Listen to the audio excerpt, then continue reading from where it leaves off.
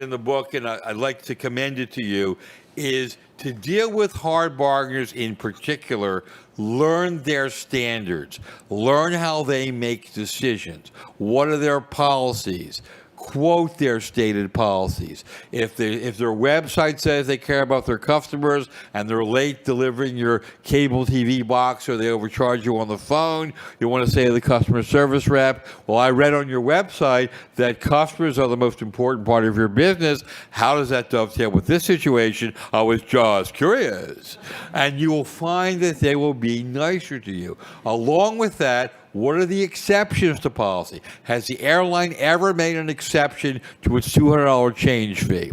Have you ever allowed, after a 1 o'clock checkout in the hotel, fit within one of the exceptions? Asking for exceptions should be hardwired to your brain. I want to mention just 3 very quick examples of this. I had a student went to McDonald's 5 to 11 on a weeknight. French fries were soggy 5 minutes before closing time. Clerk wouldn't make any more French fries. Without going ballistic, the student picked up the freshness guarantee, which guarantees fresh French fries during all business hours, showed it to the clerk, got fresh French fries. No muss, no fuss. In a million different ways, your life will be better.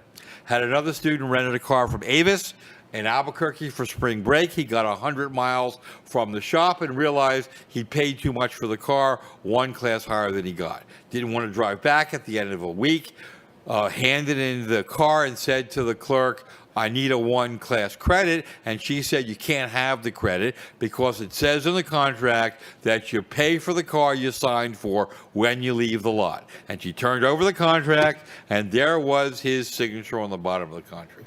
So he immediately looked at this contract and said to the service rep, it's not my responsibility to read this contract. And she said, why not? And he said, look at this contract. You can't even read this contract. And if you know what rental car contracts look like, they're 8-point light gray type on light pink paper. Why, he said, if it was my responsibility to read this contract, your slogan would not be, we try harder, it would be, you try harder. He got the credit.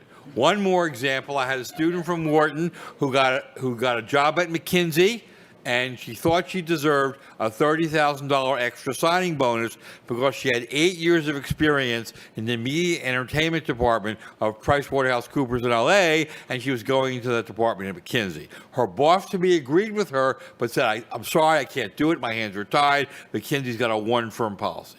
She thought about her goals, which were get more money soon. So she said to her boss-to-be, when is the first time McKinsey is allowed to pay a bonus to a new hire? And her boss-to-be said 3 months. And she said, why don't you just give me the $30,000 in 3 months? And her boss said, sure.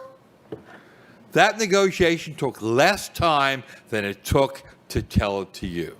The one